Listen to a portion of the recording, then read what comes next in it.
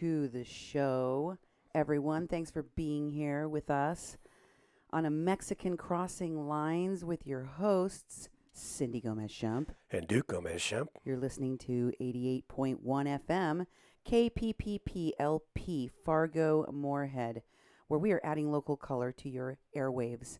Tonight, I'm bringing you a special report from Tijuana.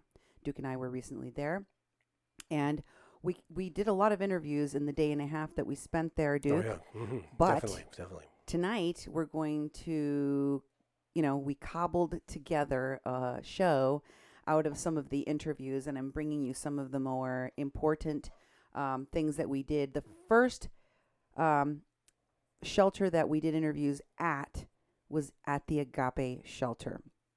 As you know, I have been reporting information from the Agape shelter and what has happened to some of the migrants from that shelter.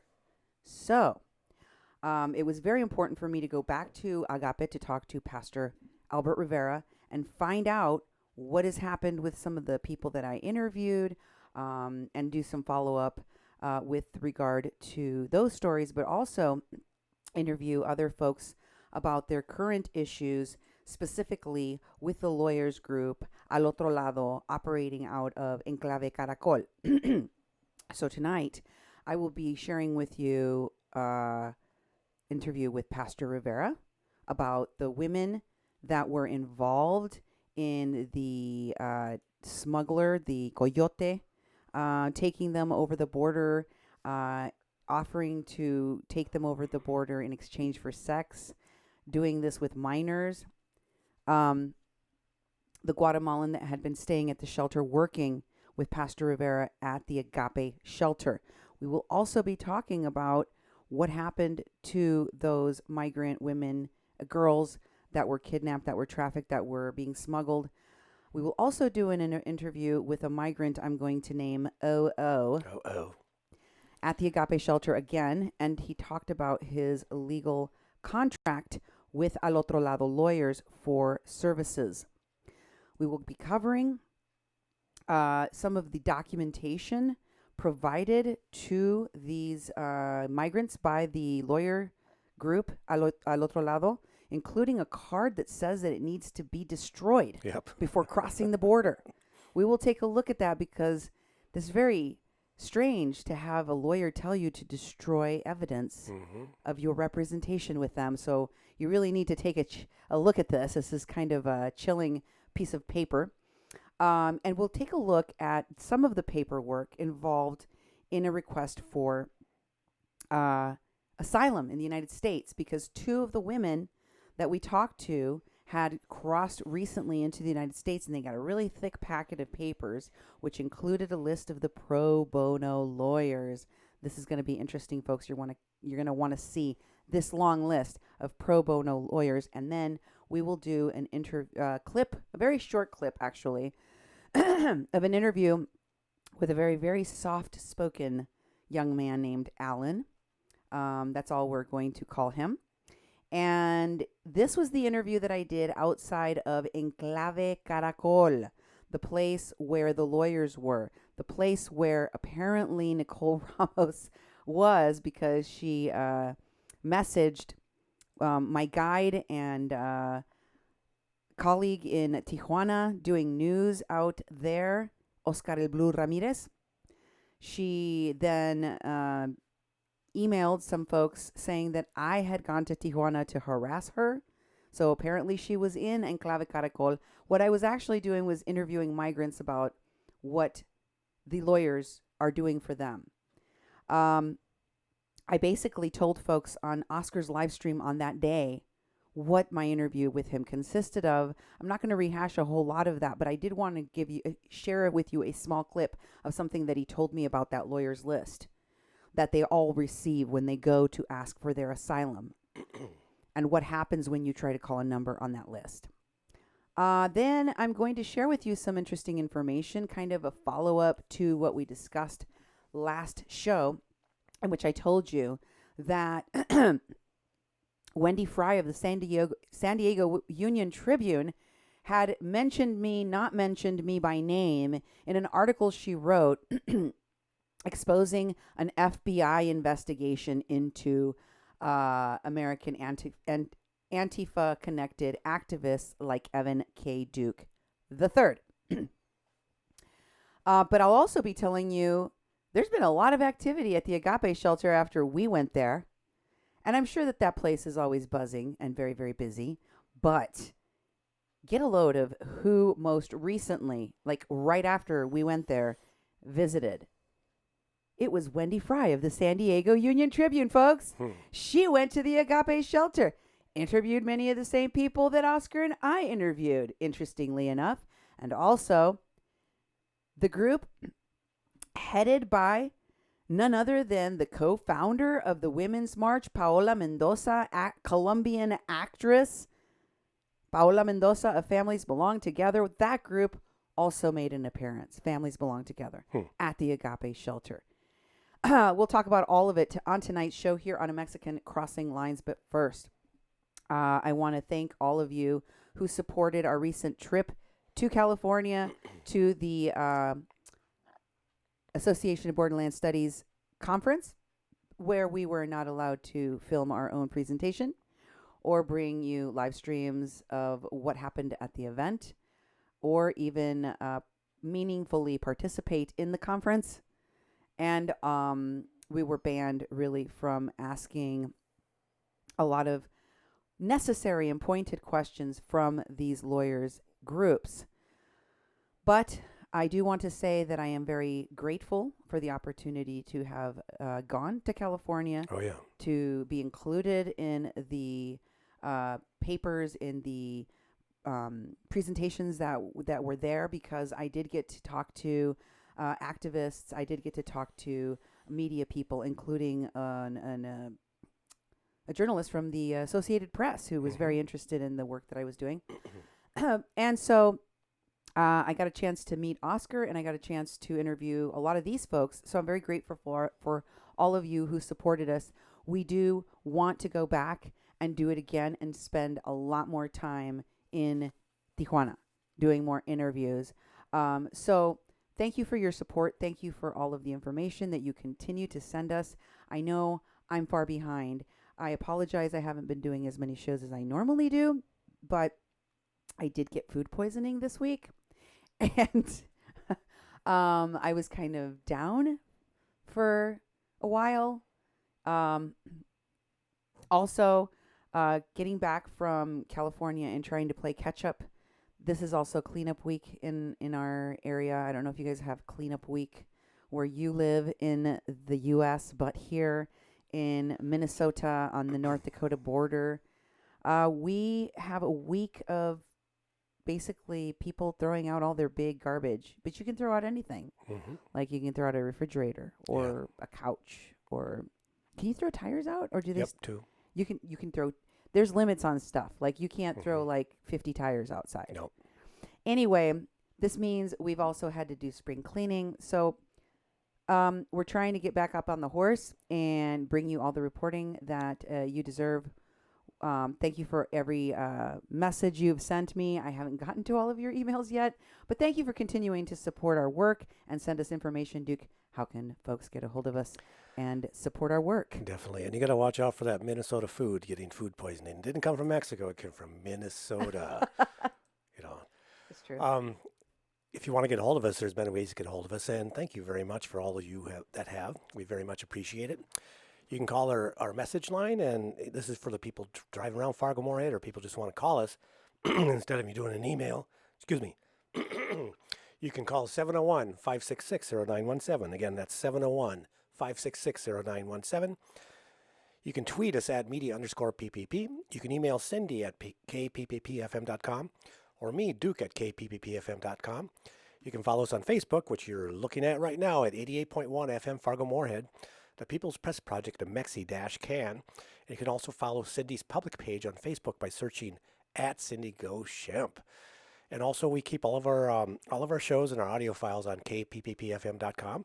I encourage you to go there. We try to compile our shows into one page where we put the video, then we prepare audio for a local broadcast, and so we put our station breaks in, And we have the audio file there, so you can just listen to audio, not see the visual. And also on that same webpage, we have our donation tab. It's kpppfm.com/donate. And a lot of you donated so we could actually go to San Diego. And it was not wasted time. With the interviews we did in Tijuana, just in a day and a half, there's 8 or 9 or 10 interviews. And we have a lot of information to go through. We're going to play a little bit of it tonight, but we have a good week's worth of shows of on-the-ground interviews from people actually involved, people being victimized by the lawyer groups. Working with Oscar was wonderful. I look forward to when we can go back again. Imagine what we could do in a week, spending it there. And if we brought our equipment so we could actually live stream when we're back on stateside, where we would stay, some of the time, and be able to actually broadcast from there. So we'd bring you stuff from there instead of waiting till we got home and have it all compiled. That would be a wonderful idea. So if you'd like to support us for just our current station work, we're a nonprofit, non-commercial radio station in Fargo-Moorhead. We do the live streaming that reaches an audience across the nation and internationally. And our reaches went really far, but we do primarily broadcast our radio, our terrestrial radio, here in the Fargo-Moorhead area. And we are a nonprofit organization, and every donation you make is tax deductible, and it's a legitimate donation. It's not going into our pockets. It's going to the organization's financing so we can do the work that we do. Just go to kpppfm.com/donate, make a donation. And again, thank you for all of you who have donated throughout these years that have been keeping us alive. We've been broadcasting for 3 years, and we've had a lot of community support and a lot of support from people that watch us on Facebook. So thank you very much. Also, go to our YouTube channel, Duke 1517. It's actually Duke Gomez-Schempp, or you type in Duke 1517 is actually the channel thing that you have on there. Go there and subscribe to our YouTubes. We take these shows and we put them up right after we broadcast on Facebook. But I took the liberty, since we weren't doing shows, and I took our last show that was done on May 1st, and I broke it up into a couple of clips.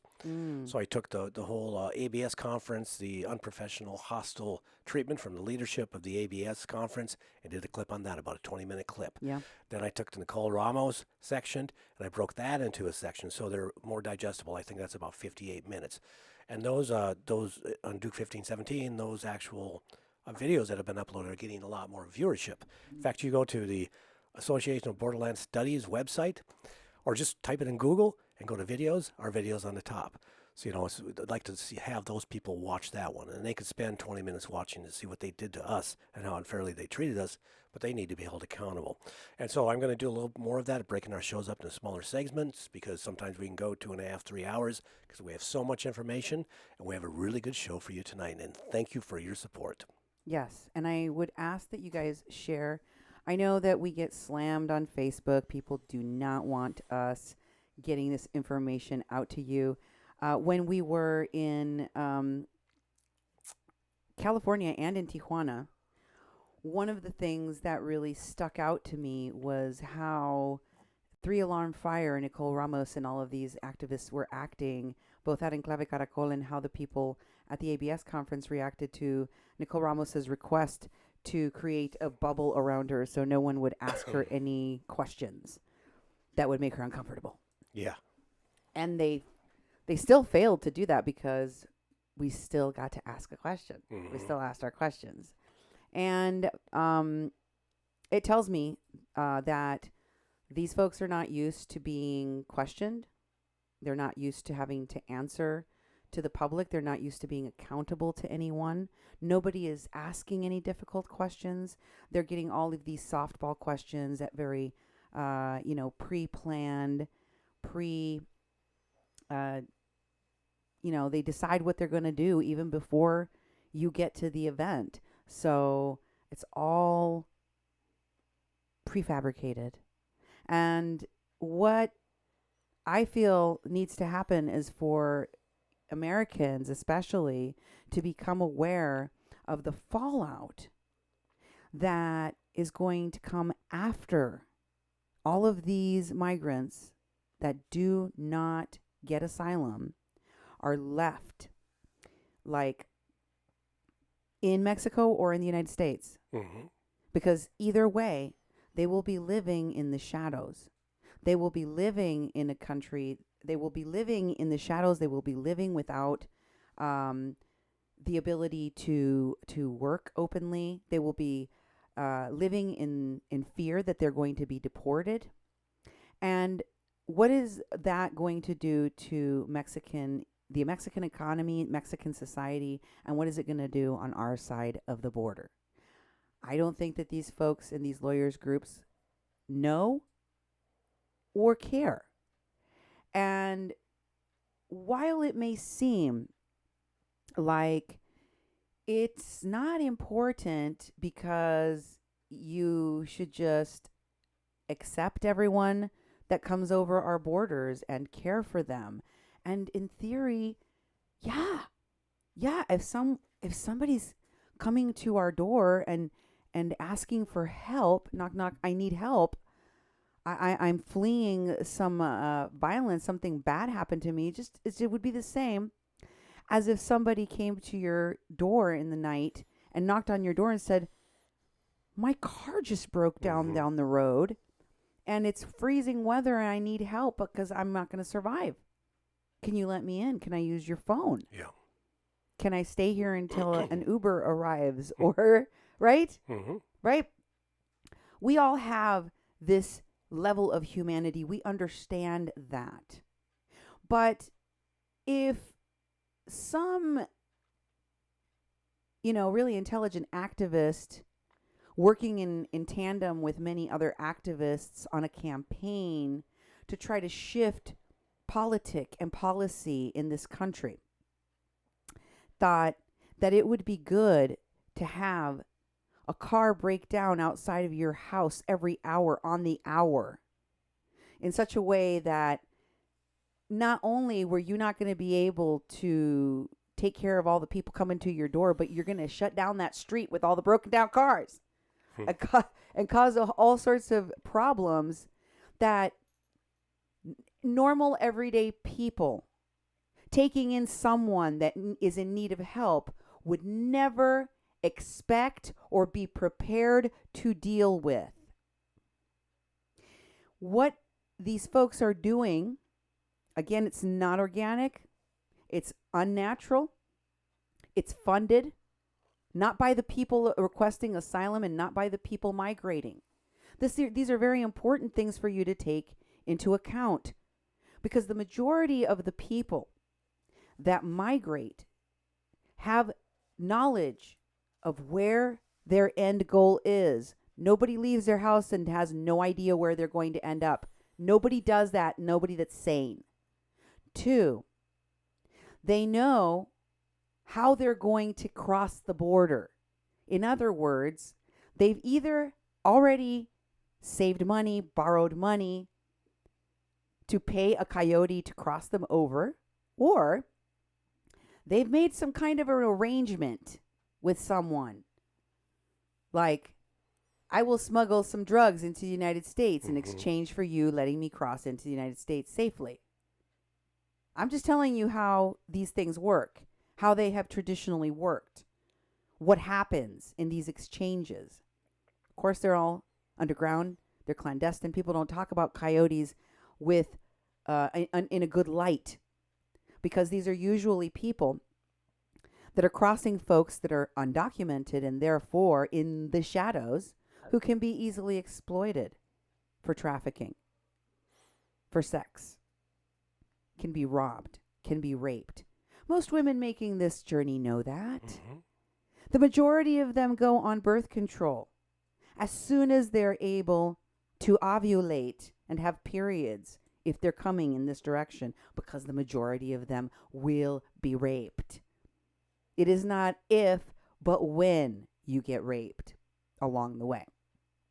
So knowing all of this, knowing the travails, knowing the incredible danger from the drug cartels, from the gangs, from extortionists, from traffickers, etc., just the route itself, the length of the route.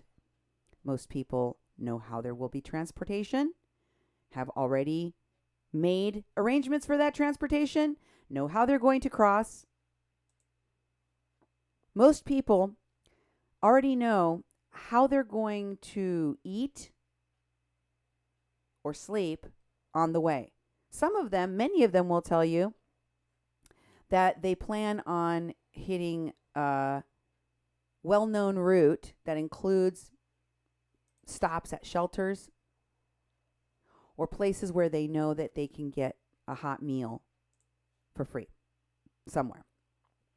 Most of them will tell you that they know from experience how to make this trip. The majority of the people that you talk to that migrate, once they've done it, know how to do it, will do it again and again and again. Migration, especially of those from Mexico and Central America, used to be seasonal. People came, stayed for the season, worked, and then went home, back to their families. Since our immigration policies have changed, so has the migration.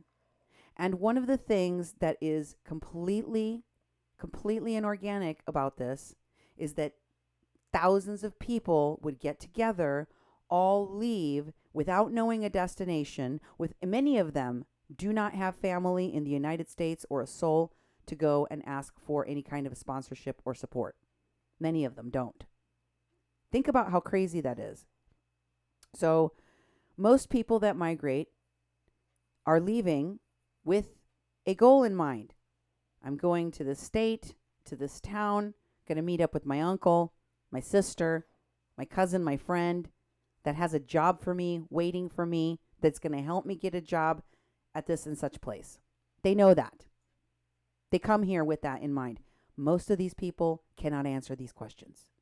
Not when they're in Central America, not on the route. They don't know where they're going to go. They don't have anyone in the United States. If they do, they don't know if those people are going to help them. They don't have a plan for how to feed them for themselves, for how to travel. Most of them, it's their first time doing this. They have no idea how to jump over the fence, swim across the river, hire a coyote, hide. They don't know any of the things that most people that do this, that have done this before, know.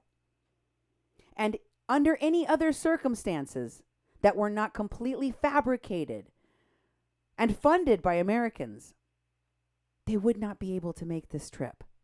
So no, all of those of you out there who are angry about the migration, who are upset about the tens of thousands of people that are crossing all the time, who are upset about the millions that are already here, just know Americans are funding this. This was made in the USA. The caravan started in the ideology, in the mind, and in the pie in the sky dreams of making money and controlling power of Americans. Yes, they've got helpers in Mexico. Yes, this involves geopolitics in more than one country. Yes, it involves international interests of more than one country.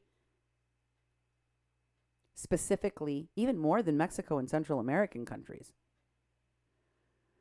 But make no mistake, started here in America. Mm-hmm. Made in America. Made in America. This is a catastrophe made by Americans, made in America. And what you are being told is that you're just supposed to accept. Well, of course. Of course we're going to accept whatever happens. People that end up here, Americans are very kind-hearted. Americans are always looking for a way to help their neighbor. We have natural disasters in the United States all of the time. Here, flooding. Other places, tornadoes. Other places, recently, hurricanes and wildfires and so on and so forth. And somehow the resilient people of America help their neighbors and make sure that people aren't left in the street homeless. We do what we can to help the people in our country, right? We do what we can to help the people that are here, regardless of whether or not what skin color they have or what documentation they have. That's already happening. We've already been doing that. But the question is, does it not make you mad? Does it not make you suspicious that someone is creating a natural disaster, that someone is fabricating a human crisis, funding it, and that for the most part, they expect that you will clean it up for them because they ain't going to do it. They're going to move on to their next campaign. They're going to move on to their next fraud. I think that it's unethical. I think that it is wrong. I think that it is akin to putting on a staged theater production, but not telling you that you're in a theater production. I've compared it to that show, What Would You Do, with that guy. Remember the guy? Yeah, I can't remember his name. I can't remember his name right now either, but at least at the end of that show, they tell you, hey, this is a They're actor. actors, yep. These are all actors, and the situation was not real.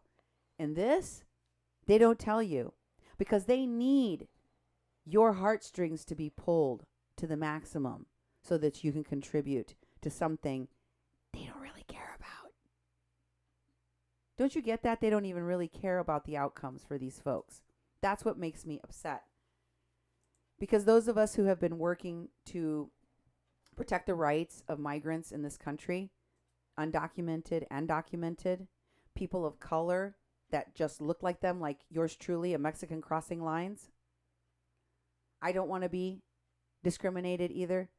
His name is John Quinones. There it is. Sorry. Anyway, point is, what I am trying to tell you all is that we are being lied to. We have the right to ask. We have the right to question why something like this, inorganic, has been funded, is being orchestrated with American activists who are anti-government, who are against our very own government in the United States. Like anarchist, destroy the government style, anti-government. Not just, I don't want big government. No, like, I don't want a government at all. Anarchy. That. I don't understand why we are being told, we are being silenced here at 88.1, whether it's on social media, whether it's because people don't want us to ask questions when we go to conferences, or whether it's because they don't like that we're talking to the migrants, the victims that they're leaving behind. Don't know. Don't know which of those things. Maybe it's all of them. Probably it's all of them that really upsets these folks, but they are upset. Nonetheless, I'm going to continue to tell you the truth about these pseudo-activists claiming that they have the best interest of the migrants at heart. And that those of us who are willing to ask any questions, we're just cruel and heartless racists. That's it. Once they label you a racist or a fascist, you're done. You're finished. You can't comment anymore. So here is what's really going on, though, okay? This is an audio clip. Thankfully, I talked to the pastor in this clip in English, so you get to hear what we're talking about. Just to set this up for you, the first part of my interview with the pastor, when we got there, was checking in on what happened with the young ladies that disappeared. As you might recall, there was a Guatemalan security guard that he had working at his shelter for months that was crossing people for money, charging the money, but he didn't know about it. And then some of the migrants told on him because he took a group of 10 or 20 people, and among them were 4 minors.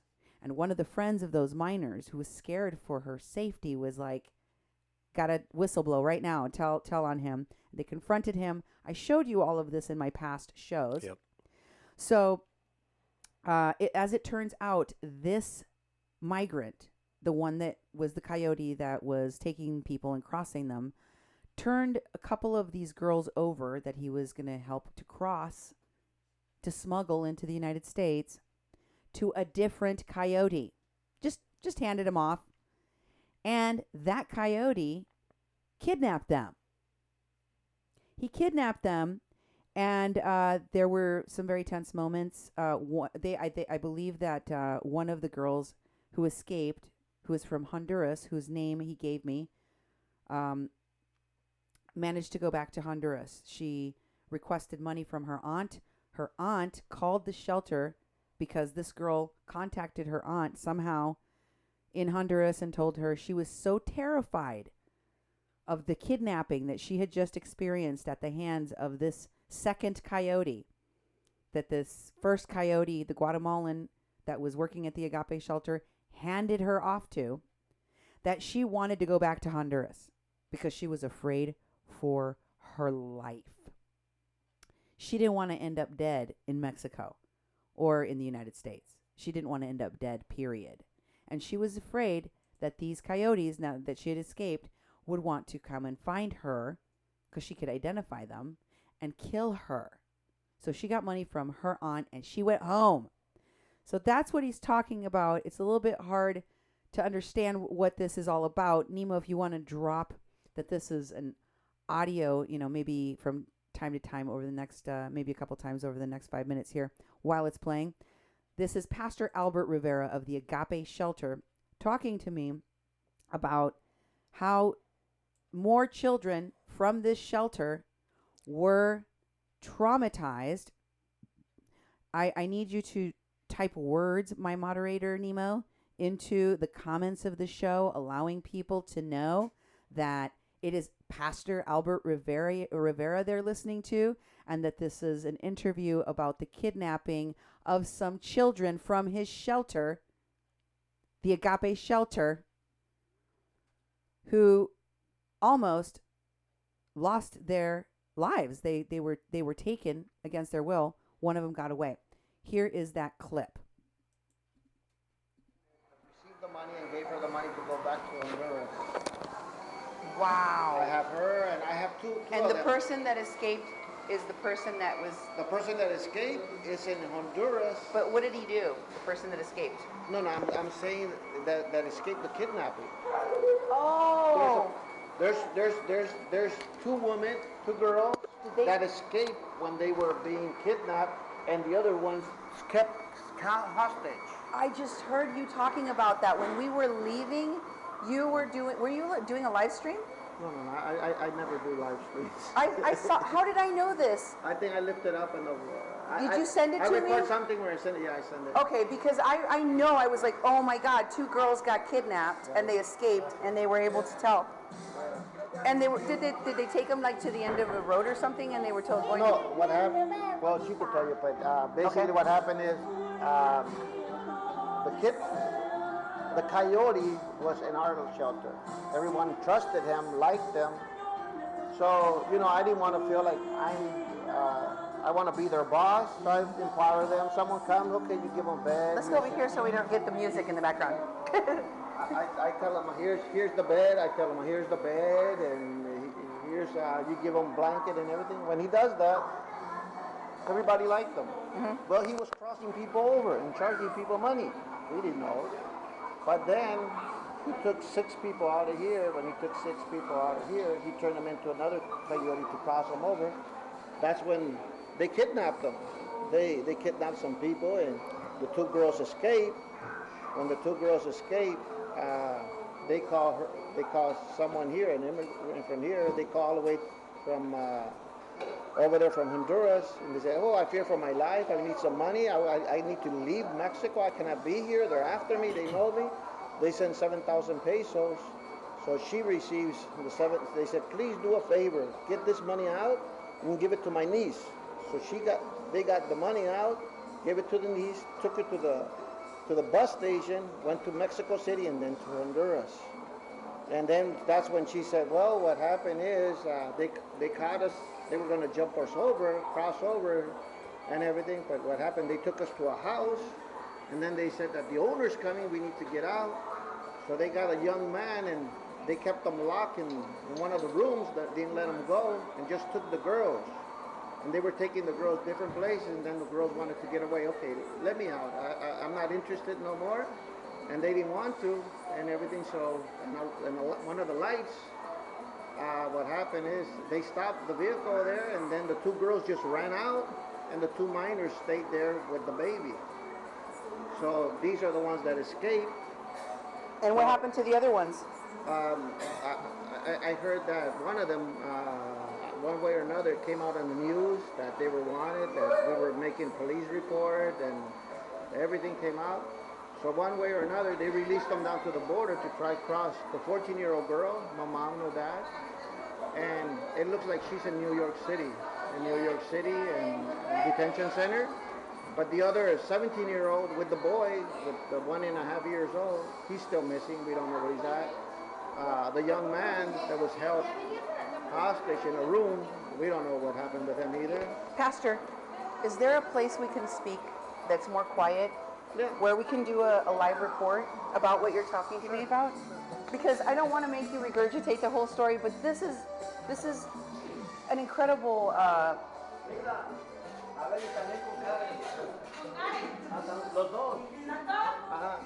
Because I have 4 witnesses. that would be great, and then we can interview them all at the same time, and I can translate if you need me to, and explain everything that's going on. But you don't need translators. You have.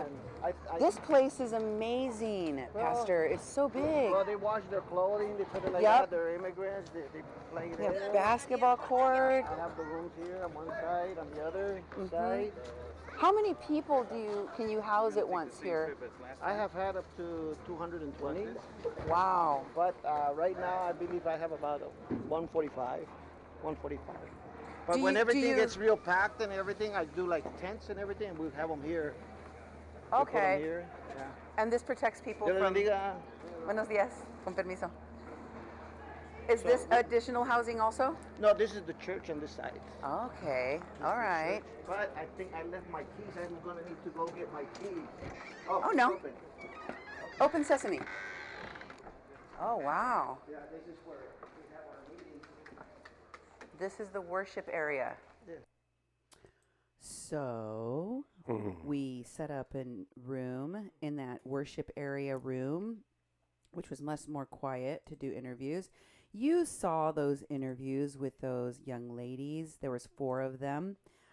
Duke, I asked you to take a still image from the videos that the pastor shared with me with the AG of Baja California, and you even got one with the baby in the picture. And I didn't see any of those. That's not in the scene. It's in. Where did you put those in here at all? They were in the script, so you know. Oh, well, I asked you to grab those. I did. And put them in. I didn't know you didn't put them in the script.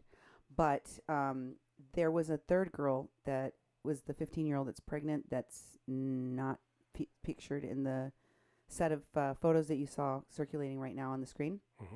And there was a 4th who was her sister, the 13-year-old girl. Remember her? So those were the 4 girls that we interviewed. Only 2 of them are pictured here in the images that Duke had been sharing with you. And the women that were, all of these women basically had experience with the same coyote, the Guatemalan security guy that was in the shelter, in the Agape shelter that was crossing them. He gave over 2 of these young women, these girls, to a second coyote who then kidnapped them. And as you know, one of those girls got away. So total of 4 girls. We didn't have any pictures for the 13-year-old. She did not want to be filmed or photographed. We do have pictures of the 2 women that 2 of the women that we interviewed that gave me permission to take pictures of them in the mini clip series. If you want to show those real quick, Duke. You want to show them at all? Sure. That'd be great. The ones I'm talking about with the girls. Received the money and gave her the money to go back to Rivera. There's probably 3 or 4 there. 2. There's that one and that one. Those are the 2 young ladies, 2 of the young ladies, and that is the worship room that you see behind them in clip 4 and 5. You see that? Different angles of the worship room. It's a big room. You see chairs there, and that's the altar area behind this young lady. And these women talked about in the interview that I did, live streamed with Oscar El Blue Ramirez. You can go check it out. Did it in Spanish, did it in English. Many of you have already seen it. But they talked to us about how this coyote basically groomed the girls, getting them food for their babies, diapers, wipies, and then also letting them use his phone and bringing them little gifts and snacks and kind of being their end-all be-all in that place. He told these women, these girls, they're minors, so I got to remember to call them girls. He told these young ladies that he was basically the guy that ran the shelter. So if they needed anything, they should go to him. And then later on, of course, when he propositioned them, when he started harassing them sexually and trying to get them to sleep with him, and they didn't want to, and then also propositioned them to cross them over the border, etc. He also threatened that since he was so powerful and so well trusted and beloved within the shelter, no one ever would believe their stories if they were to tell on him. So there was all of that hanging over them, and their fear, they're traveling alone. These are unaccompanied minors with babies themselves. They also have babies. The 15-year-old is pregnant, 8 months. Latest I heard, she has anemia. And she's getting iron shots for the anemia. She's anemic. And she's probably going to have a C-section. Her body is so tiny. I was hoping that you'd have her picture so people could see the tiny little frame of this young lady. I mean, this little girl, her sister, who we did not picture anywhere, is 13 years old. And she was actually more eager to talk about what happened to her and why they were traveling alone. She is in contact with her dad all the time. And she tells me that her father, knows what they're doing, and he was okay with them traveling in the caravan. He's in Mexico. He's going to be joining them soon. So these, I think they had somewhat of a plan that they were going to, reunite, and Dad was going to be in the picture again. Here's a picture of this young lady. She's right there in the front.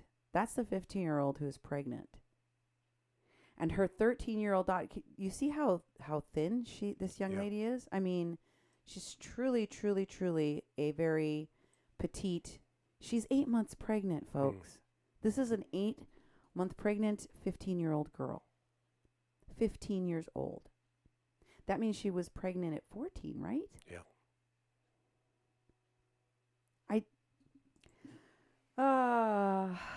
And she's anemic right now, and she's probably going to have a C-section. These young ladies are actually facing real danger now. Very real danger, because there are coyotes after them. There's a coyote, the one that was in that shelter that was smuggling people, that took the minors, that is only 3 kilometers away. Got a job. Cops aren't looking for him. Meanwhile, these girls can't leave the building because they're afraid for their lives. So, you saw the baby of the other young lady that was in that other picture there with her, the 3-year-old. The other woman that was smuggled across the border already, along with, what was her name? Janet? I gotta find their names. I'm sorry, Duke. Oh shoot! I didn't put it in the script because I didn't think I was going to be talking about them. But anyway, the young lady that's already in a detention facility in New York that I told you about, that her aunt was going to take her out. She was with another young lady, a 17-year-old that had a 1.5-year-old baby. So that pastor was talking about that in this. And after all of this interview where we talked to these young ladies and they told us how the coyotes groomed them, how the coyotes kidnapped people, how the coyotes try to have sex with all of these minors, all of them. And I'm going to show you an interview that the AG of Baja California did with those two women in the picture that Duke just showed. And they were talking about the coyote and how he groomed them and how the law enforcement there, how the law did not allow them to testify on their own behalf and to file a criminal complaint against that coyote, which is why he's running around free. They're talking to the AG. So it's very interesting. It's very similar to the interview that I recently did. So with that AG, same AG, but it has more context from these girls. So it's very interesting. I'll be bringing that to you in another show, but I just wanted to share with you some of the more salient points of what I came away with from talking to all of these folks who were trying to have the law, some kind of justice for what was happening to them, some kind of justice so that they could get assistance, right? And in this next clip, I talked to a person that went to get a lawyer from Otro Lado. He went to get a lawyer from the legal contract I shared with you guys. This is the guy. I'm going to use his initials, OO, to show you that indeed Otro Lado does have lawyers in Mexico, and they are practicing law there. They're not just giving trainings like Nicole Ramos said at the ABS conference. They're doing legal work. They don't have, visas to be working as lawyers, and they don't have licenses to practice the law in Mexico. But no matter, they're doing it anyway. And they told us they weren't. What did they say, Duke? Amy Sutton, in San Diego resident, asked the question, are you guys practicing law without a license in Mexico? What did she say? You were there. Yeah, she said, no, we're not. I don't practice law in Mexico. We do know your rights trainings. And then she followed up and she said, she says, once we get in the United States, we practice law. And she says, so you're licensed in California? She says, no, I'm licensed in New York. But they're federal cases, so I can work in federal cases anywhere in the country. But she asserted that she does not, their organization does not have lawyers in Mexico. They only do know your rights trainings that's approved by the whatever department of whatever in the United States, and they're just handing out information that they're not practicing law. But they are, and I have the legal contract. Show them the legal contract. I know that means we're jumping ahead a little bit, but I just want you to, this is the interview I did with the man. As you can see, I am blocking his face with my body. He's standing just behind me, but these folks asked for anonymity. But this is me interviewing him. You can see Oscar El Blue Ramirez leaning against the wall in the hallway. And next to him is the shelter manager. You will hear her voice in here somewhere too. Here's a legal contract. Take a look at it. This is the legal contract. I showed it to you before. It is on the logo, on the letterhead of Otro Lado, Inc. It shows you that it is a contract for legal consultation, for services. It says services, legal services. Contract, legal services. It is signed at the bottom by a representative of Otro Lado, I'm assuming an attorney for Otro Lado. This guy's name is Jurpal, and I cannot figure out Mara. It's very hard to figure out what the last name is. But it's one of the people that works with Otro Lado. It says that legal consult is free. That this contract only applies to the legal consult. But they are giving legal advice, they do legal consultations, and they are doing legal work in Mexico without a license. Because obviously, when she said she wasn't doing that, she was lying. But she is, because they are. Also, here is the audio of my interview with this man, which I will call OO. And I'm going to stop it and start it so that I can translate. Here we go.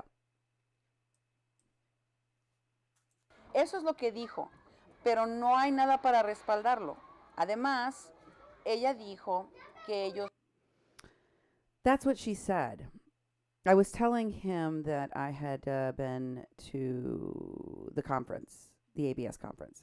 I said, that's what she said. But she doesn't have anything to uphold what she said.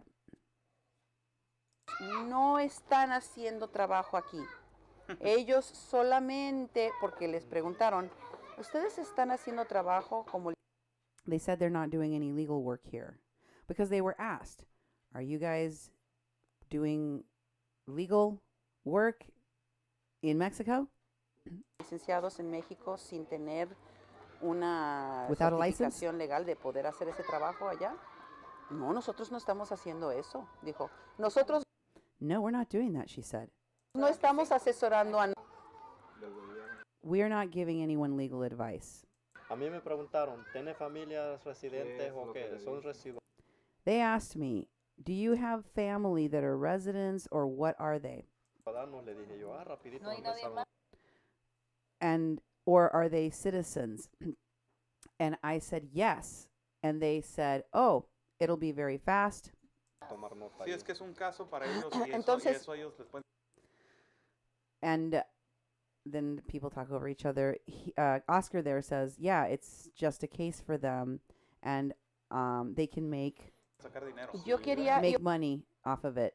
yo quería que me dijera otra vez.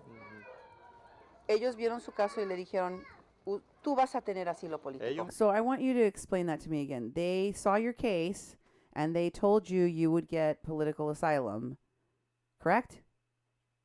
me aseguraron a mí. Se lo They assured it. They assured it. And I said, they assured it? They guaranteed it?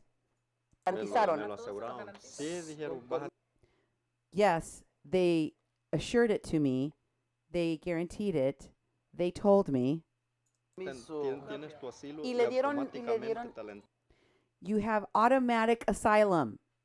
Tienes tu asilo automáticamente. Go back and listen to it. I know there's a lot of people talking over each other, but it's as clear as a bell. And he says it again. Go. entregan, me dijo, allá rapidito. Pero lo primero You will get it, and you will get it quickly over there. que me preguntaron si yo tenía residentes. No, son ciudadanos, mi mamá. They asked me if I had resident relatives. I said, no, they're citizens. My mom's a citizen. Y mi hermana, sí, And my sister. And they were like, oh, great, then. con eso él Problema. hiciste. You've got it made with that. That's what the Al Otro Lado lawyers told him. You have it made. They're speaking about his asylum claim. You've got it in the bag. It's a sure, done deal. Y le pregunta, ¿le dijeron plazo de tiempo para que le vas a tener Question. Did they give you a length of time you would have to wait for this guaranteed asylum? tu asilo de este día? Fíjese que yo le pregunté como en cuánto tiempo, como en I did ask him about how much time it would take for me to get it. They said from 6 months to a year. de 6 meses a un año se lleva su asilo, porque su mamá es ciudadana, me dijeron. Because your mom is a citizen of the United States. Y su hermana también es ciudadana. And your sister is also a citizen. Ya lo estoy haciendo, permíteme. Oscar asked me, can we do an interview with him? While I was already doing the interview, I don't think he realized I was doing audio recording. And then I said, yes, I am already doing that. Let me continue. Asilo de este día. Fíjese que yo le pregunté como en cuánto tiempo, Oh. como de 6 meses a un año se lleva su asilo, porque su mamá es ciudadana, me dijo. That's y a su hermana repeated también clip. es ciudadana. That's fine. Ya lo estoy haciendo, permíteme. Déjame terminarla y le puedes hacer otra. Porque yo quiero una grabación limpia. Y si estamos traduciendo encima del uno del otro, no se escucha. Y esto para mí me importa. Esto es evidencia y tiene que estar clarita. Entonces, le garantizaron los licenciados que lo asesoraron. Okay, so then I was just telling Oscar there that I wanted to get a clean recording of, because he wanted to do a live stream right then. And I was like, no, let me finish doing this and then we could do a live stream with him if you want, because I want to get a clean recording of what he is saying. Okay? And he goes, go ahead. So I said, so they guaranteed you that you would get asylum. Una pregunta. Ujú. ¿Cree que no me meto en problemas por estar hablando acá? Porque me puedo meter en problemas también. Si usted está preocupado y Sí, yo porque me puedo le meter voy a en decir, problemas. yo voy a enseñar este papel como una prueba, pero yo no voy a enseñar. He said, do you think I could get into trouble for talking with you?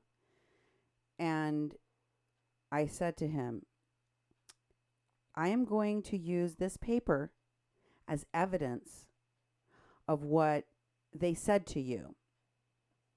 But go ahead. enseñar su nombre, no voy a enseñar su información. But I'm not going to show your name or your information.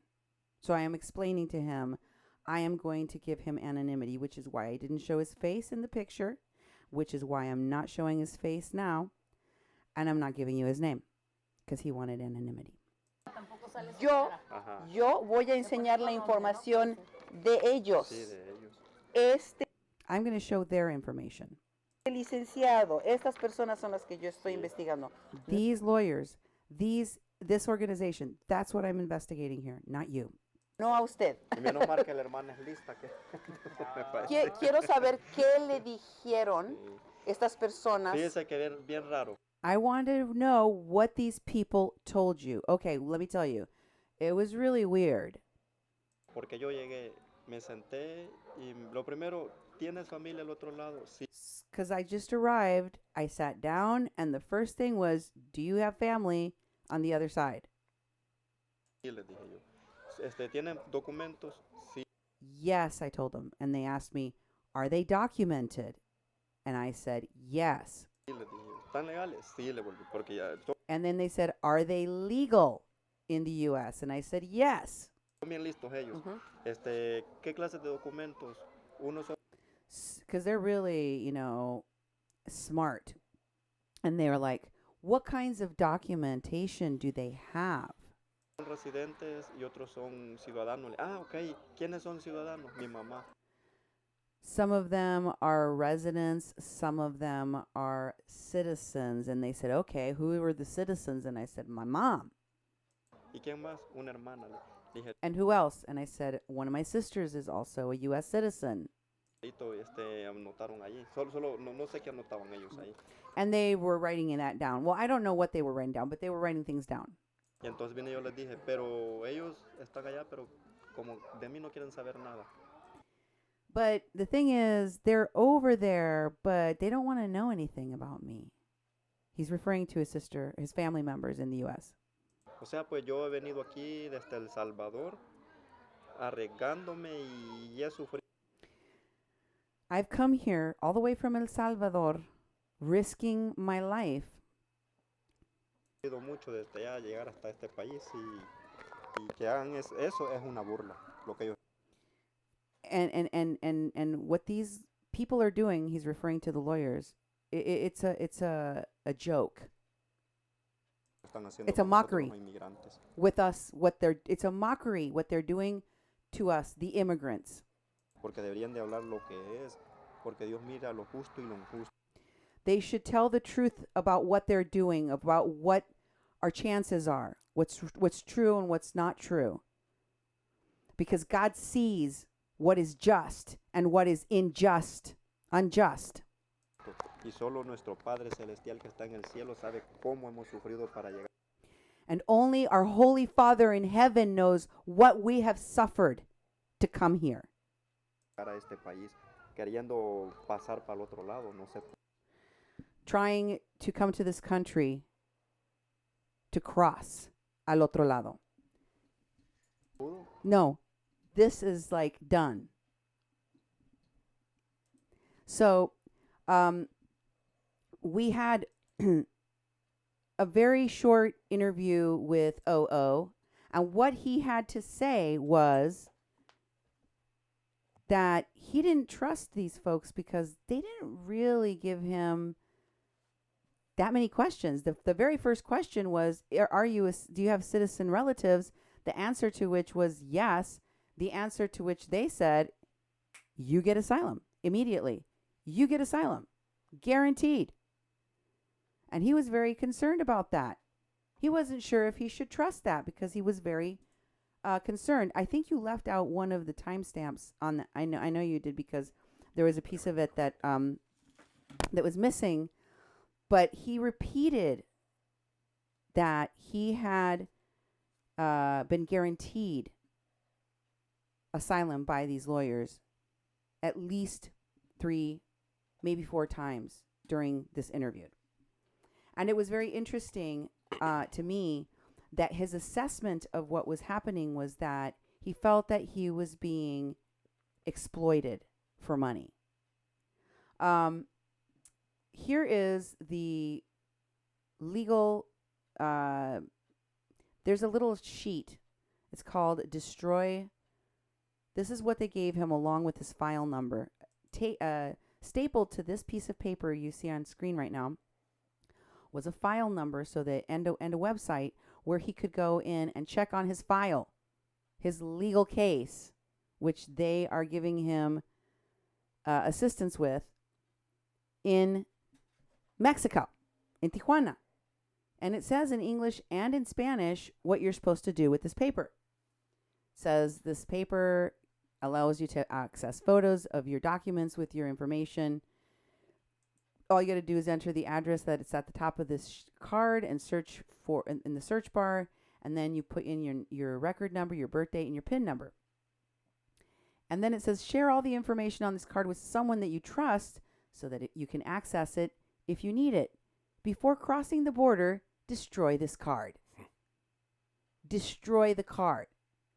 This requires destruction. You can't just, stick it in your wallet. No, you need to destroy this. Why would a lawyer tell you to destroy evidence? I don't know. Really? What do you think of that? Seems a little bit shady, don't you think, dude? Oh, definitely. It reminds me of the Mission Impossible, Jim, this is your mission. This tape will self-destruct in 5 seconds. But yeah, when they're saying that here's something you have to memorize, don't get caught with it, that would make me a little bit nervous that no one can see this, because they're just telling people destroy this evidence before you move into the United States. So I do think that's something that does bring question to the work they're doing. There's a lot of questions I have. That is the least of the questions that I have for them. There are many things that I wonder about. But here's one of the papers that the people requesting asylum, like the 2 ladies that were at the beginning there, got in their packet. They got a packet, I told you. When they crossed and requested asylum, they got this packet, and at the top it says Migrant Protection Protocols. And under that it says Initial Processing Information. I clipped the top part because it had the person's name on it. Anyway, this gives you a bunch of information about where you're supposed to go, when you're supposed to go there, how you're supposed to get to your appointment, where you're supposed to call for your immigration court time. But the important part of this document is really at the bottom. In the next picture here, you'll see they talk about you have your right to an attorney. It says you have the right to an attorney list. This right here tells you, this is the same document, I'm just zooming in so you can see. You have the statutory privilege of being represented by an attorney or accredited representative of your choosing, who is authorized to practice before the immigration courts of the U.S. at no expense to the U.S. government, meaning they ain't paying for it. You've been provided with a list of legal service providers, which has information on low-cost or free legal services providers practicing near the immigration court where your hearings will take place. So these lists go in, groups of closest to this court, closest to that court. Some of these will be duplicative because of that. You've been provided with the list, but I wanted to show it to you, page by page by page, so you could see everything. You've been provided with this list, and it has also available on the executive office on the website for the Executive Office for Immigration Review, www.justice.gov/EOIR/list-pro-bono-legal-service providers. If you choose to be represented, you may consult with counsel at no expense to the U.S. government through any available mechanism, including the following, as applicable. You may consult with your counsel by telephone, email, video conference, or any other remote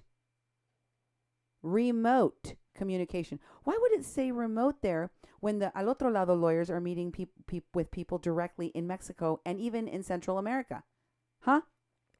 Why do the documents from the U.S. government say remote? Do you see that word there, Duke? Mm-hmm. To the right? Other remote. You see that? Or any other remote communication method of your choosing. Because they're not supposed to be practicing law without a license in Mexico. Yep, that would do That's why you would have to meet with them remotely by video conference, email, telephone, or remote communication. The second line says, you may arrange to consult with your counsel in person at a location in Mexico of your choosing. On the day of your immigration hearing, you may arrange to meet with your counsel in person in the United States at your assigned court facility prior to that hearing. Oh, yeah. Okay. So then, here's a list of the lawyers. Let's go through some of these lawyers. Right. We've got Kids in Need of Defense, and we have California American Resource Center of Northern California. Okay. Next, list 2. The Community Legal Services in East Palo Alto, residents of San Mateo and St. Clara County only. And then there's Centro Legal de la Raza, which is in Oakland, California. Detention facility, speed dial code. Yeah. List number 3, Immigration Law Clinic, UC Davis Law School of Law. La Raza Centro Legal in San Francisco. Social Justice Collaborative in Oakland. They also have locations in Modesto and San Rafael. Next, there's this Asian Law Caucus listed here. And next to it, keep going down. They all go down, sorry. Asian Pacific Islander Legal Outreach in San Francisco. The Asylum Program of the San Francisco Lawyers Committee for Civil Rights in San Francisco. Opening Doors in Sacramento. Next, Jewish Family Services of San Diego. Now, I just want to pause here. We've heard from them, yeah. Where'd you hear about them? Well, they're the fiscal agents for the San Diego Rapid Response Network. Yeah. They're the people that are running a lot of the shelters. They're the people that have one of the people that manages the shelters in San Diego, who's friends with Bertie Gutierrez and Mark Lane, those folks. But the Jewish Family Services is also doing free legal services. Yeah. End-to-end services on this caravan migration. Interesting. End-to-end services. They do sheltering them in the United States. They're working with the people that help fund them and bring them here. And they're also the people that offer them legal advice about their asylum claims. Next, lawyers. We got Catholic Charities, Diocese of San Diego. Yeah. Also on the list of lawyers that are providing these legal services. Next, we have the is that ABA? Yep, ABA Immigration Justice Project. And that is in San Diego, California. The Legal Aid Society of San Diego. The Casa Cornelia Law Center. And we have the SoCal Immigration Project. And then we have that's Jewish Family Services again. And Legal Aid Society of San Diego again. Okay. We've got Casa Cornelia again. That's Otay Mesa. See how they put the the different detention facilities at the top. And then it tells you all the different places that provide services. Just go down and see if we see any that we haven't seen before. ABAs for Otay again. And then we've got Catholic Charities again. Next, Esperanza Inmigrante Rights Project Catholic Charities of Los Angeles. Oh, yeah. Los Angeles, California. And we also have Human Rights First. These are all in Los Angeles. You can see at the top it says page 2 of 2. Okay. Then we got Legal Aid Foundation of Los Angeles, LAFLA.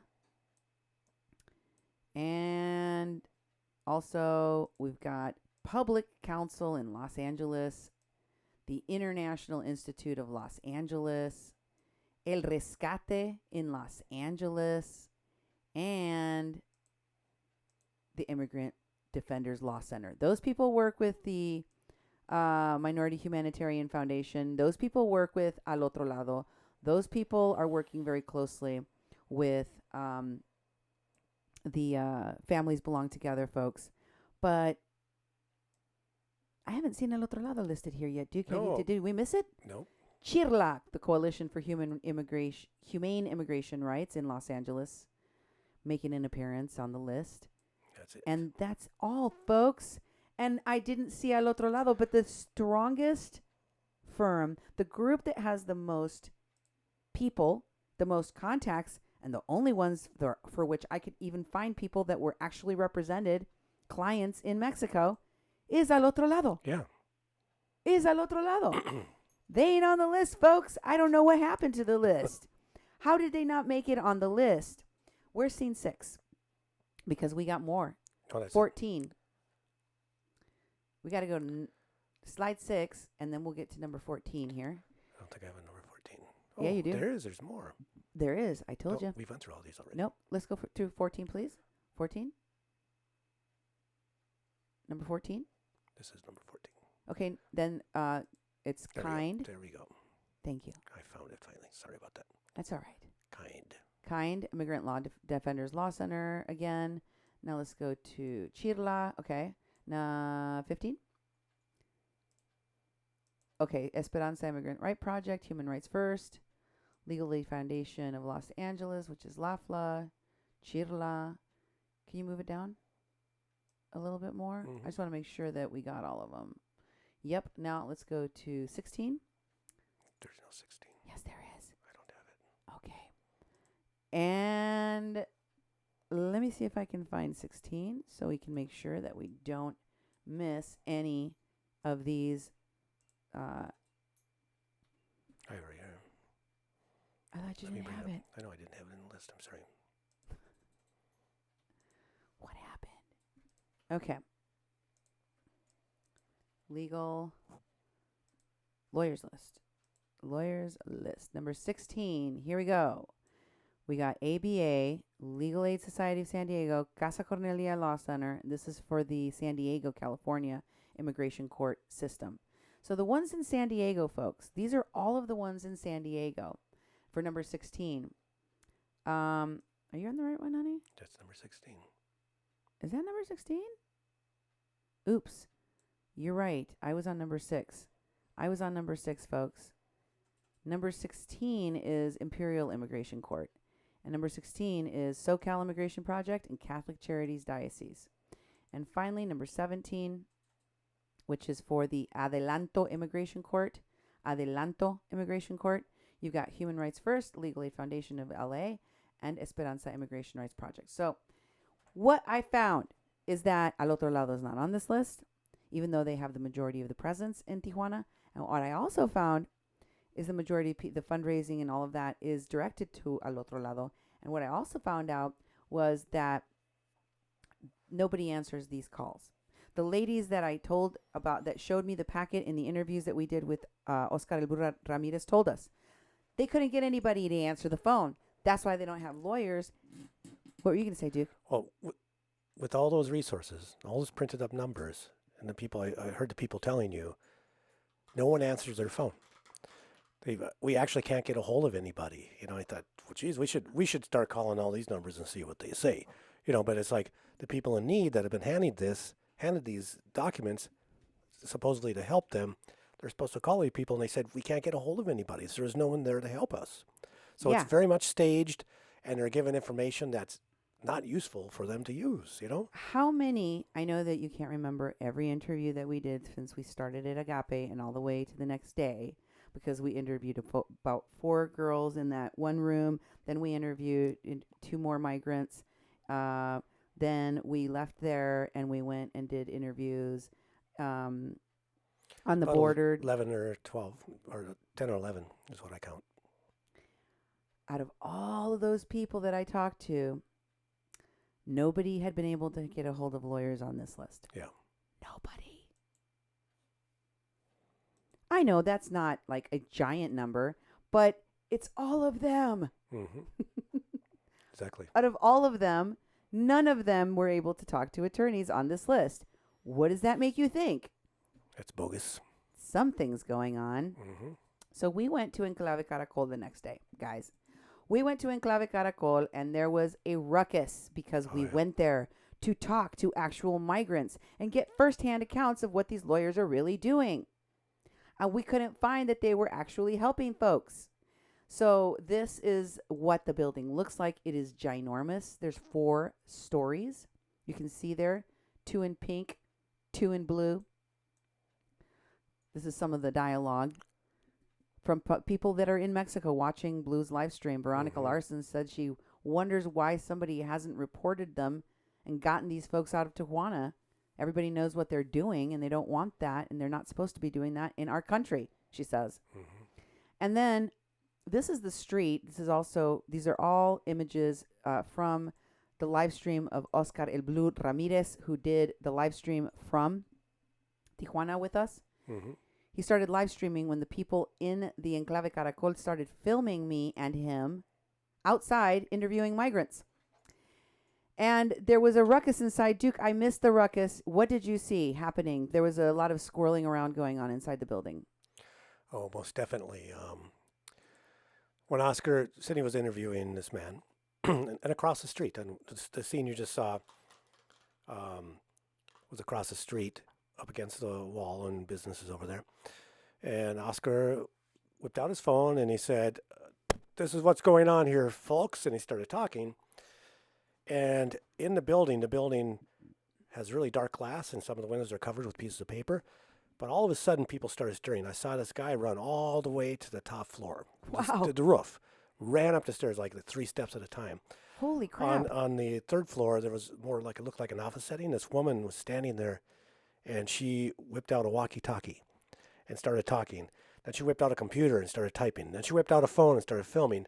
Oh, my God. God. Then down below, there were like 3 or 4 people at the bottom of the steps at the door, and the door is locked, and they're filming. Well, they're filming Cindy. They started filming Cindy before Oscar started filming. Yeah. They were already filming. So I just stood there and watched because I thought, I don't know what's going to happen.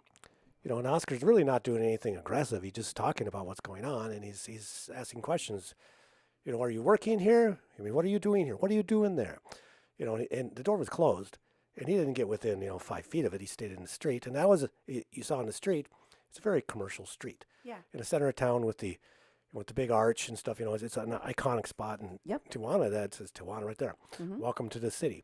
And the people were running around. It was like they were being raided. I swear, I started carrying boxes and all sorts of stuff and calling people, and I thought, all we're doing is standing here. No, we were doing interviews with migrants. Yeah, you're talking to people. There's people talking in the street. You're interviewing people. They are really upset. So in the public. Oscar captured it on film, and we survived it. No one came out and ranged us or even talked to us. They stayed inside. Yeah, they stayed inside, but they made all sorts of claims that we harassed them, that we attacked them. If asking a question, if doing our job as journalists is harassment these days, what kind of country are we living in? These are human right defending lawyers, supposedly. But they want to stifle free speech. Here they are. You can see 2 of them through the window. They've got devices there. There's one guy trying to go up the steps in the back. He was the one that ran up all the way. He was running. I saw him. And the person to the right, Yeah. my right, is in more of a lighter shirt. Yep. That person was the one that was on the walkie-talkie and talking to a lot of people. And they're, Oscar called them Americans. Yes. They're white people. And They are Americans. They're Americans, and they seem to be in charge and in control of what was going on there. Mm-hmm. But here in this next one, you can see that one of the people recording at the door. I apologize. There's also the image. He can see he's got a baseball cap on. It's got a B on it at the top. That's red. And he's holding like an iPhone in his hand, and that's his hand there in his ring. There's the reflection of the glass that he's filming through. Yeah. That's also part of the image. So this is just a screen capture from the live stream that Oscar El Blue Ramirez was doing while we were there. Mm-hmm. What I found from this, the two people that were out there, was that one, these folks are advised to keep their mouth shut. These lawyers don't want anyone to know what they're really up to, what they're really doing. So they tell these folks, don't talk about what we do here with anybody. These folks are, scared into being silent about what's happening to them.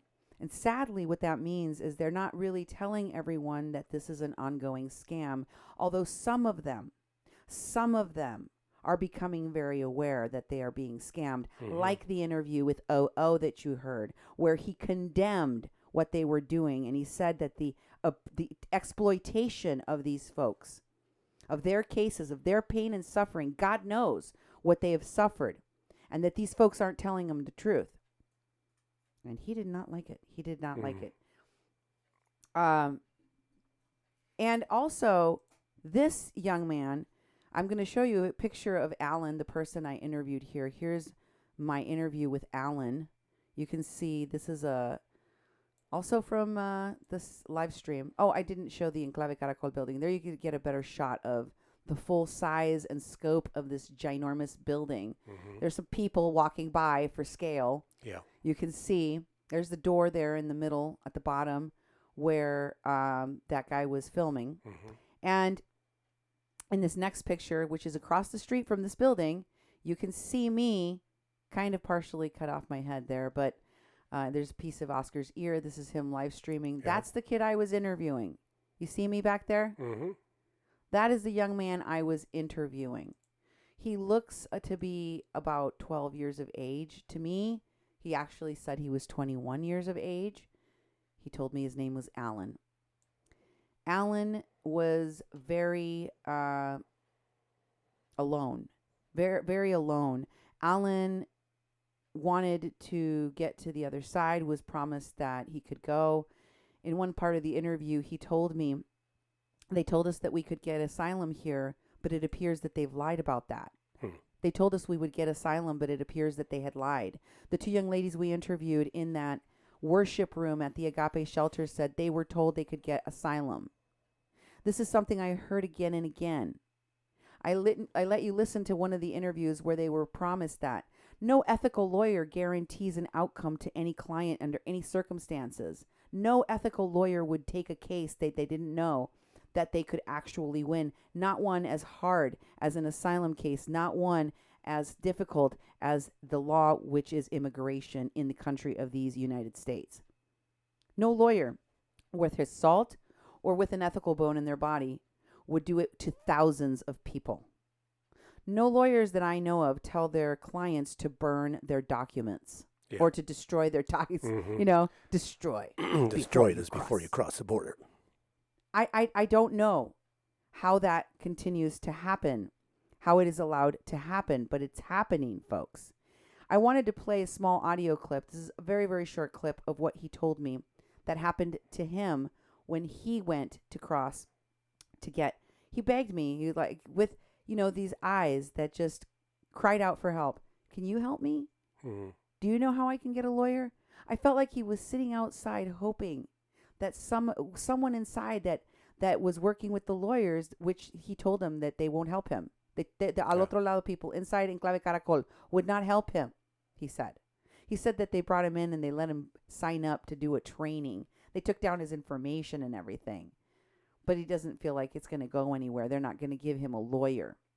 Yeah, they're just taking down your info for their numbers, taking pictures of you, putting you in their database so that they can say, look at all of the migrants we're helping. Mm-hmm. One of the activists, an elder activist that was in the ABS conference, came over to me afterwards and was like, don't you think you're being harsh on these people who want to help all of these migrants? I said, are they though? I'm not against activism. I'm not against our organizing. I am one of those things. What I'm against is pseudo-activism. It's abusing people. It's astroturfing issues like immigration for political ends, for financial goals. That's what I'm against. And he said, well, they're going to help millions of people. Are they? Where are the numbers? How many people are getting asylum? How many of them are going to just end up stranded in a country like Mexico, in one of the most dangerous cities in the world, like Tijuana? Some of them are going to be trafficked. Some of them are going to be kidnapped. I've shown you many examples, and this is just one shelter, folks. Just one shelter. So I asked Alan, after you went and requested asylum in the United States and they gave you your date, you got a packet, though, didn't you, of lawyers? If these folks won't help you, have you called? Here's a little clip of that, and I'll have to stop you because You told me I didn't have to do it's very short. Well, let's just go ahead and go. All right. Have you asked for your number? Yes, I got my number. I've already had 2 interviews. And in 2 months, I'm supposed to go in for my hearing. Yes, they told me that I need to show up with an attorney. Nadie contesta. Todos me han dicho lo mismo. Nadie contesta. I didn't want to speak during that part so you could hear it real well and rewind it and listen to it again. And I'm going to actually have you play the whole thing without me talking so people can hear it. Okay. Go ahead and play it. ¿Y no has ido a pedir un número? Sí, ya pedí el número, ya tengo 2. Ya tengo 2 entrevistas, esta tercera entrevista me dejaron para los meses. O sea, en 2 meses ya tienes una... Pero en este mes me dijeron que tenía que llevar a abogado y no pude encontrar abogado. ¿Hablaste a los números de la lista de los abogados? Nadie contesta y ya. Nadie contesta. Todos me han dicho lo mismo. Nadie contesta. So I told him, did you go and request your number for asylum? And he said, yes, I already have had 2 appointments. That means he's passed his credible fear appointment. Then he went for the second one and they gave him a hearing date. He said, for the next time in 2 months that I go across, I'm going to have to go with a lawyer. That's what I need the lawyer for because that's my hearing date now. And I said, did you call the numbers in the packet and the list of lawyers? And he said, yes, sí, pero nadie contesta. Nadie contesta, which is what I repeated. And I said, nadie contesta. Nobody answers. Nobody answers. That's what everyone has been telling us, that nobody answers the phone. Mm-hmm. So this is why I'm asking questions, folks. I'm asking questions because I think that a system that is set up to help these folks fail.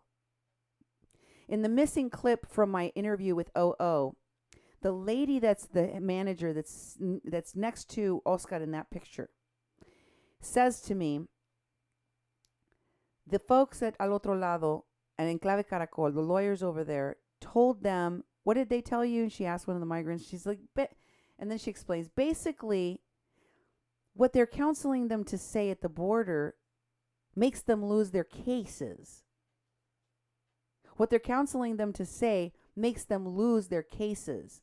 What that means is they keep the money for the representation. They keep all of the funds for all of the what did I mean, I thought this woman, incredible. See, she sees something I've seen before here at Standing Rock, where Freshet and the Water Protector Legal Collective, formerly the Red Owl Legal Collective, the Lakota Law Project, and so many other groups raised millions and millions of dollars to defend the cases of water protectors, to break the North Dakota legal system, to jam it up. Everyone gets their day in court, except nobody really did, except most of them pled guilty and they kept all the money. And wait, what's happening here now? Why is it that Al Otro Lado isn't on that list? Why is it that nobody on the list answers? How come I can't find any people that are being defended by people on that list? The only people that anyone knows of is Al Otro Lado. And how come we can't find any of their clients either? Something is not passing the smell test for me. Another thing that doesn't pass the smell test is this article from the San Diego Union Tribune, which I mentioned to you before. I think it's laughable that Wendy Fry quotes Evan Duke in his hearsay that a North Dakota radio show host, we know he's referring to me. Everyone that reads this knows that she is defaming me in this article without using my name, because she knows that I could sue the San Diego Union Tribune for what she's doing. So the fact that she's doing it in this underhanded way is even more shady. But here's the facts. First of all, I don't have that kind of power to command the FBI. I never said that the FBI was someone that I had spoken to specifically about these reports. I said I had contacted the authorities, and I didn't brag. I am proud of the fact that my reporting is so thorough and has so much information that it can be used by the authorities in an investigation, that it can be sent to reporters in Mexico and reporters in the United States that can be backed up with evidence. Unlike this article from the San Diego Union Tribune that talks about some FBI report, some investigation, which she doesn't share on conditions that she claims that she made with the FBI. But the fact is, we don't know. And the fact that she's even mentioning Ivan Riebling, who I don't think talked about ever in connection with the Caravan Border Support Network, Evan Duke, or with my reporting on the activists that have been funding That's true. all of this, that they would try to link me as being the source of an investigation of that dude who I've never even talked about. Redonkulous. Redonkulous and stupid, because anybody that knows or has watched or has listened to my reporting knows I have never been the source of any information about this dude in connection to the Caravan Support Network. Never have, never did, never will. Have I? I mean, No. You've been sitting in that chair, Duke. When have we talked about Evan Duke's connection to the guy never. with the tiger on his head in that never, picture? Never at all. Or the cartels, Nope. or any of that. Haven't made any of those connections. Arms deals. When have we talked about Caravan Support Network doing arms deals? No. I talked about drones. I talked about drones, but I didn't talk about arms deals. Exactly. So Wendy Fry quoting this numbnuts Evan Duke in her article saying that I am the source of information about an FBI investigation into arms deals and cartels and Tiger Dad here. No, I am not, never have been. Wendy Fry, all you had to do was Google. You're a lazy journalist, Wendy Fry. And you're also coincidentally very nosy, because she showed up at the Agape shelter right after we were there. Yeah. It surprised the pastor. What? I said, what? Who was there? Wendy. She just published an article trying to discredit me, trying to say that I'm the source of some FBI report nonsense. But I mean, she knows that's not true. The fact that she let it be insinuated by this criminal, Evan Duke III, anarchist, criminal, Antifa guy, the fact that she is repeating that nonsense, it shows that she is either a lazy journalist or she wants the implication to be used by the activist that she seems to be helping with her articles. Interesting side note, Wendy Fry's visit to Agape shelter was very interesting in that two things. There was a number of people that showed up there after I went. One of them was Univision. Another one was the San Diego Union Tribune and Wendy Fry specifically. And another was Families Belong Together. That is led in part by Paola Mendoza. Paola Mendoza, the woman that was making arrangements with migrants like the tear gas lady with the kids. Yep. Remember the famous lady with the tear gas babies that was running? Yep. Yeah. Getting her information, telling her, I'll meet you on the other side. Call me. Here's my number. Yeah. Like, burn this before you cross. Right. They showed up.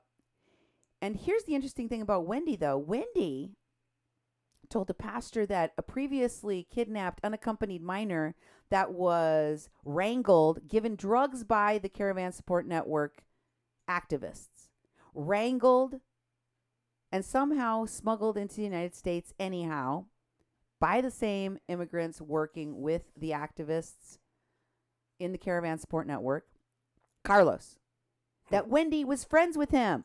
Wow. She knew him. She had pictures of him on her phone.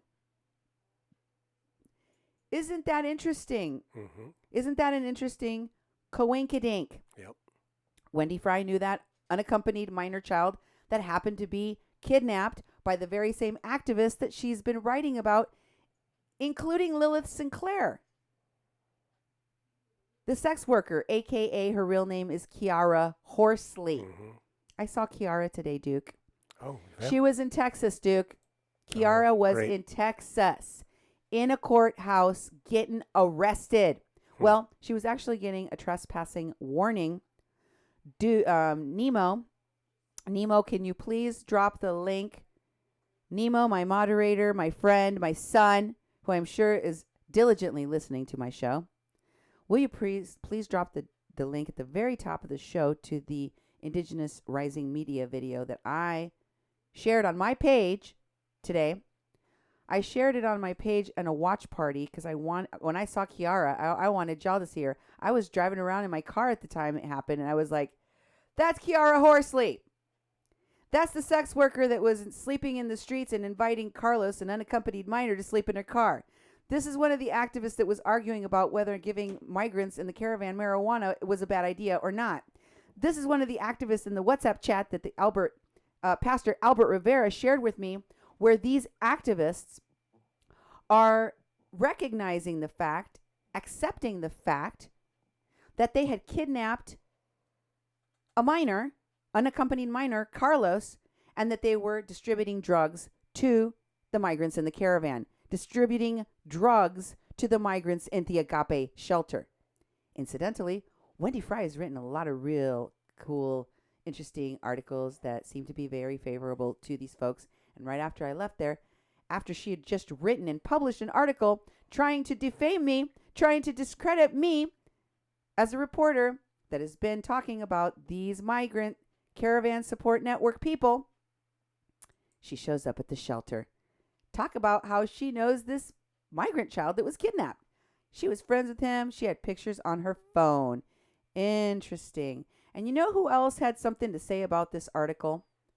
You know who else had something to do with what's been going on in this nonsense reporting?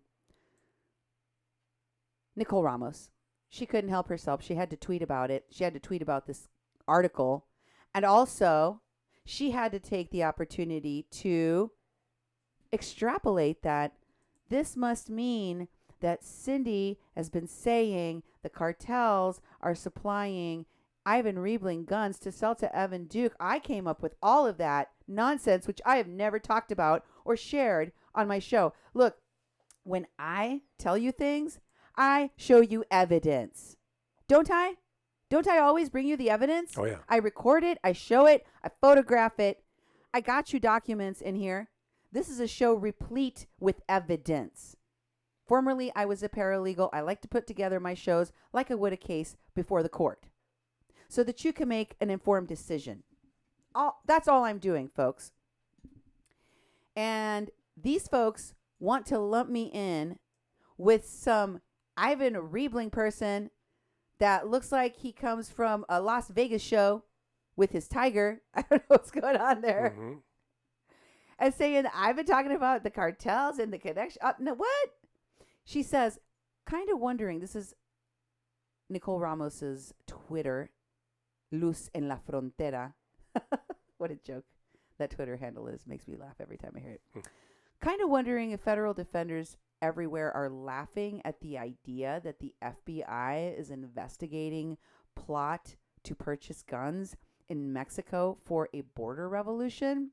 Yeah, because people like your media allies at the San Diego Union Tribune, like Wendy Fry, make these things up for laughs.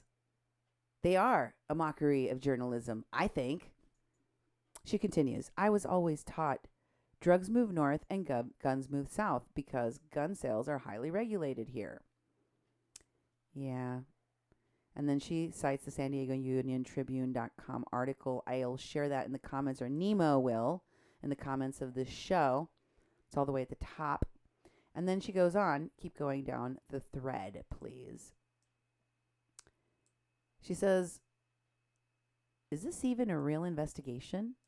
I don't know. She didn't present any evidence in her article, Nicole, but you already knew that. Or, she goes on, or one meant to distract from the government's illegal surveillance of activists. Oh, now it's about her. Yeah. Given how easy it is to buy guns in the U.S., no one with any sense would try to buy an arsenal in Mexico. Or maybe it's a distraction of the actual investigation of your organization and others involved in the Caravan Support Network by not just the FBI, but Homeland Security, the DEA, Interpol, and so many other organizations with alphabets. Maybe that's what Wendy Fry and the San Diego Union Tribune's article is really about, and maybe that's why you're retweeting it. Red herring, anyone? And she says in her tweet, guns are so regulated, the NRA would just about lose their minds. Also, just kind of sick and tired of the government line that they operated a joint intelligence operation with Mexico on activists, academics, lawyers, and clergy because we were present at violent incidences at the border. A, pretty sure the photo and videos show Border Patrol as the aggressors, and B, 100% positive that me and my co-directors at Otro Lado were nowhere near the border wall at those 2 dates. Pretty sure we were working on computers in our houses, not next to the fence, in the never-ending paper chase to stop the government from doing illegal beep. Okay, now hold on. Let me explain to you what that previous tweet was about, because she is saying that there's no way that this is a legitimate investigation. She's talking about the leaked documents, the database that Border Patrol said stemmed from violent clashes that took place at the border crossing with Border Patrol agents on 2 dates in November and December. Mm-hmm.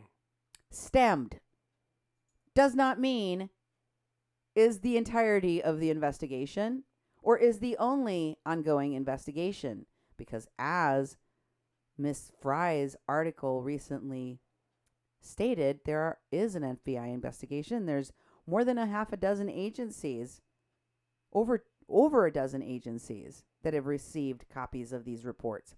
So, she's trying to be obtuse, maybe, or she's trying to red herring you. Yeah, that's what it is. I think that's what it is. Me too.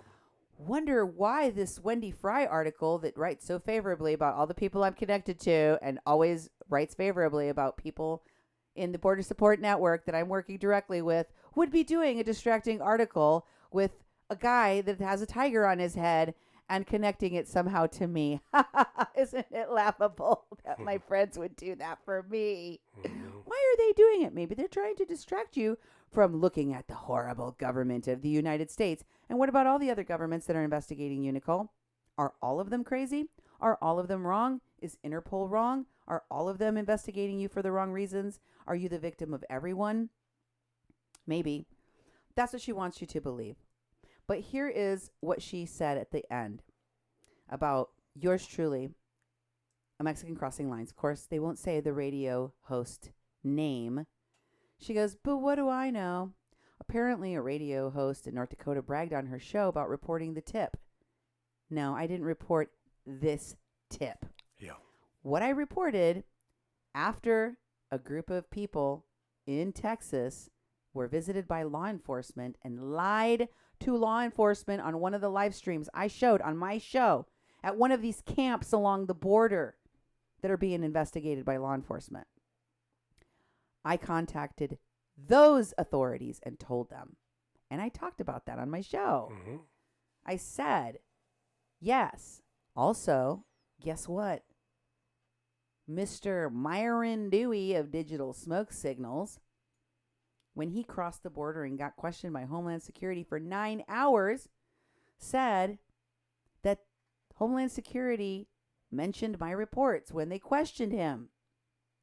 So I said, if that's true, I'm very glad that they're watching a Mexican crossing lines because they have that information. I also told you, I wrote a report that outlined some of the top players and leaders of the Caravan Support Network, and I did it in English and Spanish, and I sent it to the authorities in Mexico, and I sent it to reporters in Mexico, and I did it here too. Yes. Specifically which agencies, I never said. Specifically talking about the cartel and Ivan Riebling, you're on crack. Never happened, never will. So let me just show you the rest of her text.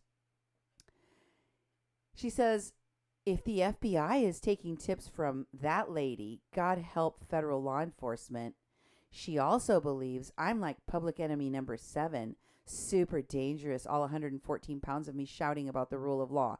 That's not what's dangerous. I just did an entire show about the kinds of dangers you put immigrants in, about the kinds of dangers that inviting people to cross through Mexico, through Central America, with all of the dangers I set forth at the very beginning of this show, including human trafficking, including kidnapping, including sex trafficking of even unaccompanied minors, these kids being exposed to drug use by these activists themselves.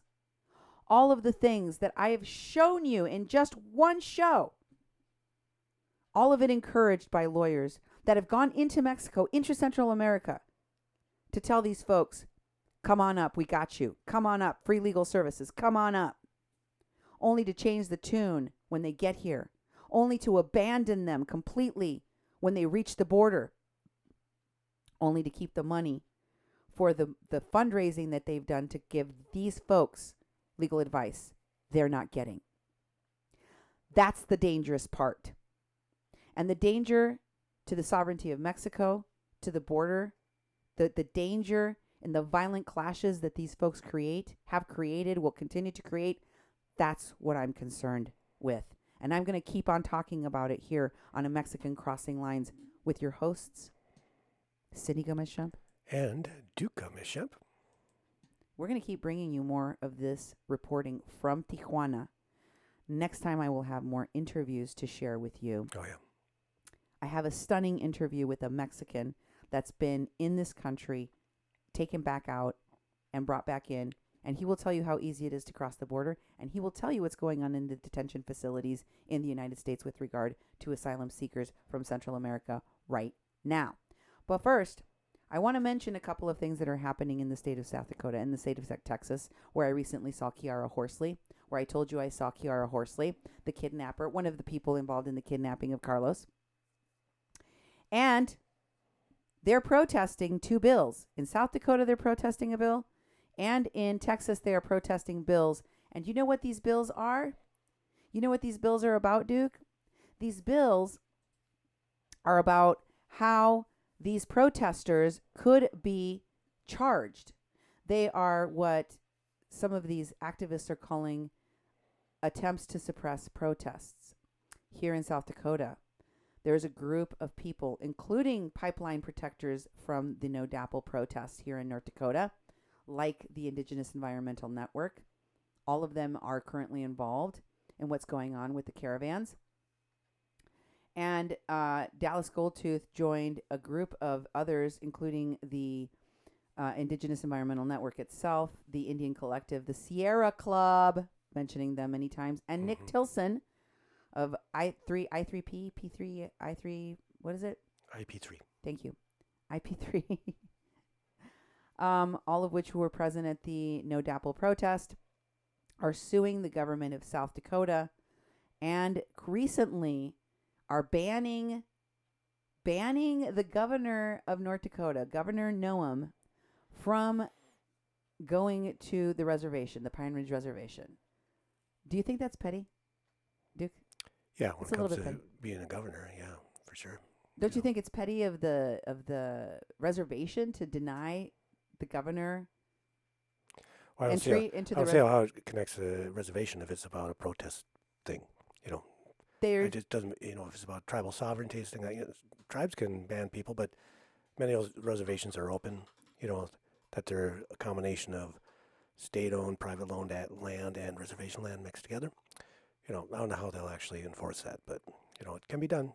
The activists down in Texas and up here in South Dakota, connected to the pipeline protests, currently working with the Caravan Support Network in the encampments along the border. They're helping bring people to this country, many of them, most of them likely undocumented and with no goal, with no purpose, and not in a lawful and organized way. These folks are currently also fighting on another front to stop bills that would hold protesters and organizers of these mass events, these shows, that in the case of North Dakota made North Dakota lose over $30 million. That's what it cost the state of North Dakota. I don't know what this mass migration of caravans is going to cost the United States and Mexico. It's going to number in the billions, I am sure. But people are making money off of this. And I think that it is sensible for governments, for state governments, to pass laws if they can show the chain of command, if they can show these organizers that are creating these fake situations. Pseudo-activism can be held accountable. I think that it's a good thing. What do you think, Duke? Well, I think there needs to be a whole lot of accountability. But I think that for pseudo-activism, once again, these people are abusing what people already do, and they're ruining it for everyone else. These activists, hacktivists, faketivists are causing our governments to respond to outlaw, your free speech rights and your right to assemble. They're doing these things that are making it just like the migrants that are coming in is screwing up the system for people who have been working and trying to work through that for a long time. So they're causing a lot of lateral damage, and it's not for the intention that they profess. A lot of lateral damage to people of color. Yeah. A lot of lateral damage to the people they claim to be helping. They're causing a lot of lateral damage. So some of just to give you an example, some of the people that were involved in the kidnapping of some of these kids that we've talked about from this shelter are also fighting any kind of accountability for the organizing of these fake events. Mm-hmm. Folks, I can't make this stuff up. It's real. It's happening right now. I've shared the link to the live stream on Indigenous Rising Media for you to go see what these folks are doing. You can see Kiara Horsley right there. You can see her, a.k.a. sex worker, also known as Lilith Sinclair. Yep. The Antifa-connected activist, one of the founders, one of the co-founders or moderators or what are they called? The people that run the pages on Facebook? Moderators, administrators. Administrators of the Caravan Support Network. In the video, some of the other things that these activists are currently working on. It's tough to keep track of all of their shenanigans. But keep it tuned here to 88.1 FM, where we will be bringing you more reports from Tijuana, from California, and about the Caravan Support Network and the mass migration that is coming across Central America, Mexico, and into the United States. Thank you for listening to A Mexican Crossing Line and this special Tijuana report from the Agape Shelter. Good night.